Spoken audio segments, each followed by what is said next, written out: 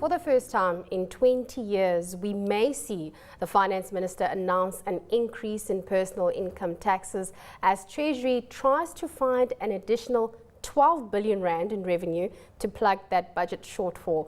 In studio with me to unpack this week's cover story is Finweek journalist, that's Shandukani Mulaudzi. Thanks so much, Shandukani. Are we likely to see higher taxes, and who's going to be impacted here? Should I be worried? We definitely will see increases in taxes. You should be worried. As a consumer, you're probably going to see something change, and you will bear the brunt. Yeah. I'm worried about the fuel levy and higher taxes there. Is this on the back of e-toll? While doing the story, is this what you uncovered? No, it's not even because of e-tolls. That's another thing altogether.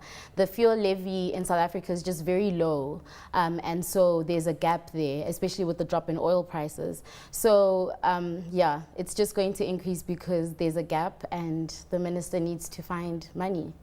I'm just wondering what consensus is there on the ground when you were speaking to people. I mean, we're going to have a more in-depth discussion after this, but taxing individuals or taxing companies, did you get a sense that, you know, people were more geared to one than the other?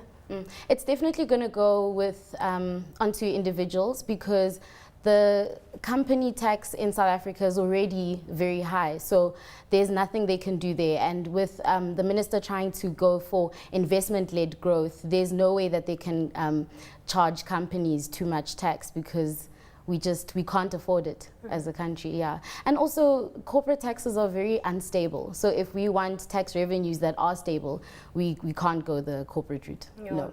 Tax is obviously always one of those issues that affect everyone, so we'll be watching with bated breath to see what the Finance Minister does do. That was the Finweek journalist Shandukani Mulaudzi.